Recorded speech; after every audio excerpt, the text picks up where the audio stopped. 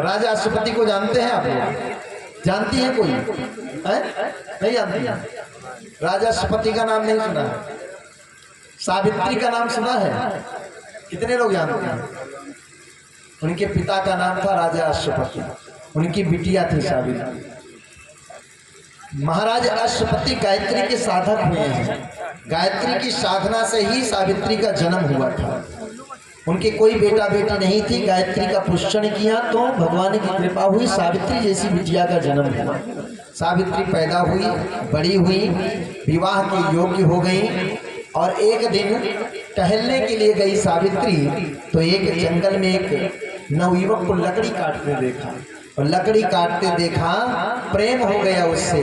मन में संकल्प कर लिया कि मैं विवाह करूंगी तो इसी लकड़हारे से करूंगी। नाम क्या था उसका? क्या नाम था? सत्यवान। सत्यवान से प्रेम हो गया, विवाह इसी से करूंगी। घर आई, विवाह की बात चल रही थी। उसने अपना भी निवेदन किया कि मैंने एक पुरुष को देखा है और मैंने संकल्प किया है कि उसी से विवाह करूं। पिता अश्वपति ने बुलाया नारद जी को और उसकी कुंडली दिखाया, गुण मिलाया कि हो सकता है विवाह, नहीं हो सकता है। नारद जी ने देखा, कहा विवाह तो हो सकता है, लेकिन एक ही साल बाद, एक ही वर्ष बाद तुम्हारी जो बिटिया है सावित्री वो विधवा हो जाएगी। क्यों? उसकी आयु ही एक ही वर्ष की है। सत्यवान की आयु 1 वर्ष की है। कौन पिता चाहेगा कि अपनी बिटिया का विवाह ऐसे व्यक्ति से किया जाए जो 1 ही साल जिंदा रहेगा? कोई बाप नहीं करेगा। अश्वपति ने, महाराज ने भी मना कर दिया, लेकिन सावित्री ने कहा नहीं, मैं विवाह करूंगी तो उसी से करूंगी। क्यों? क्योंकि मैं भारतीय नारी हूँ, मैं पर पुरुष को देख भी नहीं सकती, सपने में नहीं देख सकती। एक बार मैंने ठान लिया कि यही मेरा पति है तो पति है, मन से तो मान ही लिया। अब दूसरे पुरुष को तो मैं देख भी नहीं सकती हूँ, इसलिए जो मेरे भाग्य में होगा पिताजी आप बदल नहीं पाएंगे। अगर मेरे भाग्य में यही है तो यही सही। जन्म के आप मालिक हैं, कर्म के मालिक नहीं है। हमारे कर्म में जो होगा वो होगा। समझाया। महाराज ने सत्यवान के साथ विवाह कर दिया। सावित्री विवाह कर दिया। सत्यवान के पास कुछ नहीं है, जंगल में एक झोपड़ी है, अंधे माता पिता है, उन्हीं के साथ रहता है, लकड़ी काट के बेचता है, परिवार चलता है। महाराज ने कहा अब झोपड़ी में रहने की जरूरत नहीं है, मेरा कोई संतान नहीं है, यही मेरी बिटिया है, आओ तुम राजा बन जाओ। सत्यवान ने कहा हमारे अंदर पौरुष है, मैं भिखारी नहीं हूँ जो तुम्हारे धन पर मैं जीवन जीऊंगा। ऐसे राज सिंहासन को सत्यवान ने लात मार दिया। कहा तुम्हारी बिटिया को मेरे साथ जंगल में रहना है तो विवाह कीजिए, वरना मत कीजिए। आज के दामाद होते तो कहते पहले लिखो बाद में विवाह करो। सत्यवान ने लात मार दिया, ठोकर मार दिया ऐसी संपदा को, और विवाह हो गया। सावित्री विदा होकर के आ गई घर, ससुराल अपने सत्यवान के यहाँ। अब केवल सावित्री को ये पता है कि मेरे पति की आयु 1 वर्ष की है। तो जैसे आई, अपने पति सत्यवान से निवेदन किया कि स्वामी हमारी इच्छा है कि 1 वर्ष तक हम ब्रह्मचर्य का पालन करें। पति पत्नी का जो संबंध है, पति पत्नी का जो जीवन है वो हम ना जिए, हम गायत्री का 1 वर्ष का गायत्री मंत्र का पुष्करण करेंगे 24 लाख का, पति पत्नी मिल करके। सत्यवान ने भी कहा जैसी देवी तुम्हारी इच्छा। दोनों ने 1 वर्ष तक गायत्री मंत्र का पुष्करण किया, ब्रह्मचर्य का पालन किया, और उसके बाद 1 वर्ष बीता, उसका पूर्णाहुति किया। और जिस दिन पूर्णाहुति हुई उसी दिन सत्यवान के जीवन का आखिरी दिन भी है। उस गायत्री मंत्र के महापुरुषण की पूर्णाहुति हुई, सत्यवान के जीवन का आखिरी दिन है उस दिन। सावित्री जानती है कि आज इनके जीवन का आखिरी दिन है। पूर्णाहुति हो गई। सत्यवान ने कहा सावित्री से देवी अब मुझे जंगल जाना पड़ेगा लकड़ियां काटने के लिए, लकड़ियां नहीं काटेंगे तो घर में राशन कैसे आएगा? तो सावित्री ने कहा कि स्वामी आज मैं भी चलूंगी तुम्हारे साथ, क्योंकि जानती है कि आज इनके जीवन का आखिरी क्षण है, मैं भी चलूंगी। सत्यवान गया, सावित्री भी गई साथ में। एक पेड़ पर चढ़ गया, लकड़ियां काटने लगा। उसी समय पूरा हो गया उसका। समय पूरा हुआ, मूर्छित होकर के जमीन पर गिर गया। सावित्री समझ गई कि अब इनका ये अंतिम क्षण है, अभी प्राण नहीं निकला है। मूर्छित होकर नीचे गिरा। सावित्री ने क्या किया, सत्यवान के सर को, अपने सिर को अपने गोद में रखा और सावधान होकर के गायत्री मंत्र का जप करने लगी। गायत्री मंत्र का जप करने लगी। यम के दूत आए, यमराज के दूत आए सत्यवान के प्राणों को ले जाने के लिए। लेकिन गायत्री मंत्र का हमने बताया नहीं कि एक बार गायत्री मंत्र पढ़ो तो 1,10,000 ध्वनि तरंगे निकलती हैं। वो एक सर्किल बन जाती है साधक के चारों तरफ। ऐसे सावित्री जब गायत्री मंत्र का जप कर रही थी तो गायत्री मंत्र से जो ध्वनि तरंगे निकल रही थी उसका प्रभाव एक आभा मंडल बन गया था। उसके अंदर कोई प्रवेश नहीं कर सकता था। यमराज के दूतों की भी हिम्मत नहीं हुई कि उसके अंदर प्रवेश कर जाए। यम के दूत भी उसके निकट नहीं आ पाए। यम के दूत निकट नहीं आए, यम के दूत निकट नहीं आए, यम के दूत निकट नहीं आवे, यम के दूत निकट नहीं आवे। भूत पिशाच सब भय खाए, भूत पिशाच सब भय खाए। तो सधवास मेरे चित आई, तो सधवास मेरे चित आई। अछत सुहाग सदा सुखदाई, अछत सुहाग सदा सुखदाई, अछत सुहाग सदा सुखदाई, अछत सुहाग सदा सुखदाई। भूत पिशाच निकट नहीं आवे, जम के दूत निकट नहीं आवे, जम के दूत निकट नहीं आ सके। जम के दूत भाग गए, यमराज से काम में नहीं जा सकता। पता नहीं कौन से मंत्र का जप करती है, मैं जाऊंगा तो जल जाऊंगा। यमराज कैंप में जाता है। यमराज की हिम्मत नहीं आ रही कि यमराज भी प्रवेश कर पावे। यमराज भी प्रवेश कर जाए, उनकी हिम्मत नहीं पड़ी। तो यमराज ने चाल चला, क्या जैसे रावण ने चला था। यमराज ने अपना वेश बदल दिया और वेश बदल करके साधु बन करके सावित्री के पास गई और उस सर्किल के उसी घेरे के बाहर से ही कहा कि हे सावित्री, मैं साधु हूँ, मुझे भिक्षा चाहिए।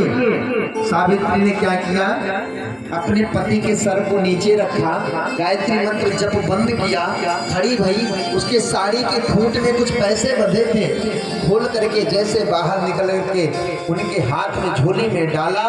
तुरंत यमराज अपने असली स्वरूप में आए और सत्यवान के प्राणों को आकर्षित किया और लेकर के जाने लगे। जैसे सत्यवान के प्राण को यमराज लेके जाने लगे, सावित्री ने पीछा किया। सावित्री ने पीछा किया, कुछ दूर गए। यमराज ने पलट कर देखा कि सावित्री आ रही है, रुक गए। सावित्री क्यों आ रही हो? कहा जहाँ हमारे पति जाएंगे वहीं मैं जाऊंगा। हमारे यहाँ जब विवाह होता है तो 7 जन्मों का रिश्ता होता है, इतना जल्दी साथ छोड़ दूंगी? जहाँ पति जाएंगे वहीं जाऊंगी। यमराज ने कहा देवी, ये विधि का विधान है, इनकी आयु पूरी हो गई है, अब ये जा रहे हैं, इनकी मृत्यु हो गई है और तुम्हारी आयु बड़ी लंबी है, इसलिए तुम रहो यहाँ, तुम नहीं जा सकती। सावित्री ने कहा मैं कुछ नहीं जानती हूँ, जहाँ पति रहेंगे वहीं रहूंगी। जिद कर लिया सावित्री ने, मैं जाऊंगी जाऊंगी। यमराज ने समझाया तुम नहीं जा सकते, जीवित व्यक्ति हम लोग नहीं जा सकते हैं। बहुत समझाया लेकिन सावित्री ने जिद कर लिया, नहीं मैं छोड़ के जाने वाली नहीं हूँ पति को, पति जहाँ रहेंगे वहीं मैं रहूंगा। यमराज जब परेशान हो गए कि ये ऐसे नहीं जाएगी तो यमराज ने कहा सावित्री एक काम करो, मैं तुमको लेके तो नहीं जा सकता लेकिन तुमको एक वरदान मैं दे सकता हूँ, जो चाहो एक वरदान मांगो। सावित्री से कहा यमराज ने जो चाहो एक वरदान मांग लो। कितने? केवल एक वरदान मांग लो। सावित्री प्रसन्न हो गई, हाँ ये ठीक है, आप एक वरदान दे दीजिए, मैं वापस चली जाऊंगी। तो मांगो, क्या वरदान चाहिए तुमको? सावित्री ने कहा कि हे यमदेव, मुझे आप यह वरदान दे दीजिए कि मेरे सास ससुर अपने पोते को सोने के कटोरे में दूध भात खाते देखें। एक वरदान मांगा, मेरे सास ससुर अपने पोते को सोने के कटोरे में दूध भात खाते देखें। यमराज ने कहा तथास्तु, जाओ देवी, दे दिया वरदान। यमराज चल दिए वापस यमलोक की तरफ। सावित्री ने फिर भी पीछा किया, कुछ दूर गए, यमराज ने देखा सावित्री फिर पीछे आ रही। अब क्या हुआ, देवी क्यों आ रही हो? वरदान भी दे दिया। कहा वरदान आपने दिया है, पूरा कौन करेगा? पूरा भी तो आप ही को करना पड़ेगा वरदान। कहे क्यों, कुछ गलत दे दिया? कहा गलत नहीं दे दिया है, लेकिन वरदान को पूरा करना पड़ेगा। क्यों पूरा नहीं होगा? कहा कैसे पूरा होगा वरदान? हमने वरदान मांगा है कि हमारे सास ससुर अपने पोते को, अब पोता कहाँ से आएगा? उनके एक ही लड़का है सत्यवान जिसका नाम है, हमारे पति एक ही है और उनके भाई नहीं है, कोई अकेले हैं और उनकी मैं इकलौती पत्नी हूँ। एक ही साल हुआ विवाह का और अभी मैं गर्भवती भी नहीं हूँ, पोता कहाँ से होगा? पति आप लेके चला रहे हैं, कैसे होगा विवाह? दिमाग खराब हो गया यमराज का। अरे हमने ये क्या दे दिया, ये कौन सा वरदान दे दिया हमने? सावित्री तुमने तो विधि का विधान बदल दिया।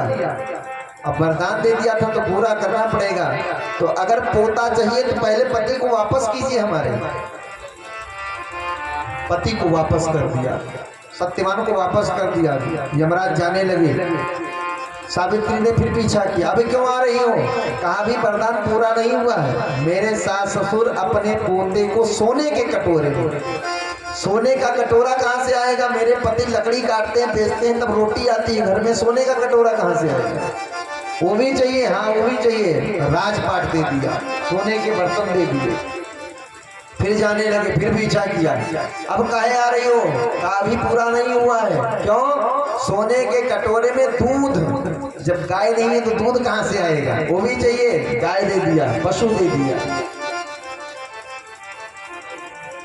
भात चाहिए, खेत नहीं है तो अनाज कैसे पैदा होगा? वो भी चाहिए, वो भी दे दिया, अन्न भी दिया। सास ससुर अपने पोते को सोने के कटोरे में दूध भात खाते देखे, सब कुछ दे दिया। जाने लगे, सावित्री ने पीछा किया। अब काहे पीछा कर रही हो? पति भी वापस कर दिया, उसका प्राण भी दे दिया, आयु भी बढ़ा दी, सोने का बर्तन भी दिया, दूध भी दिया, भात भी दिया। अब क्या हुआ? कहा एक चीज बाकी रहेगा। कहा क्या? कहा वरदान में ये है कि खाते देखें, हमारे सास ससुर की आँखें नहीं है। अब कैसे देखेंगे? वो भी देना पड़ेगा। अंधे थे सास ससुर, वो भी दे दिया। और जब सब दे दिया तो रुक गए यमराज। कहा सावित्री तुमने अपने एक ही वरदान में सब कुछ मांग लिया जीवन में, लेकिन अब मैं और कुछ देना चाहता हूँ। जाओ सावित्री, अब मैं तुमको लेने नहीं आऊंगा, ना तुम्हारे पति को लेने आऊंगा। अब तुम्हारी मृत्यु नहीं होगी, जब तक इच्छा इस धराधाम पर रहो। और जब जाओगे तो अब यमलोक नहीं जाओगे, सीधे ब्रह्मलोक जाओगे, सीधे ब्रह्मलोक जाओगे। जन्म मृत्यु के बंधन से मुक्त हो जाओगे पति पत्नी तुम। ये वरदान दे करके यमराज चले गए। यजुर्वेद का एक मंत्र है,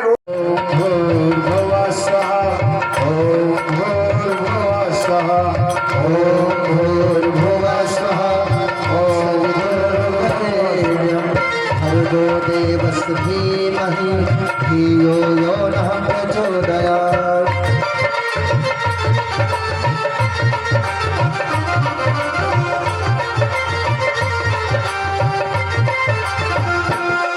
ये मंत्र है मंगलकारी, सद्बुद्धि बढ़ाने वाला। ये मंत्र है मंगलकारी, सद्बुद्धि बढ़ाने वाला। हर साधक के जीवन में नव ज्योत जगाने वाला। हर साधक के जीवन में नव ज्योत जगाने वाला, सब कष्ट मिटाने वाला। करो साधना तन से मन से दूर सभी संताप करो। करो साधना तन से मन से दूर सभी संताप करो। सुंदर सुखी बनेगा जीवन, गायत्री का जाप करो। सुंदर सुखी बनेगा जीवन, गायत्री का जाप करो। ओम भूर्भुवः स्वः तत्सवितुर्वरेण्यं भर्गो देवस्य धीमहि धियो यो नः प्रचोदयात्। ओम भूर्भुवः स्वः तत्सवितुर्वरेण्यं भर्गो देवस्य धीमहि धियो यो नः प्रचोदयात्।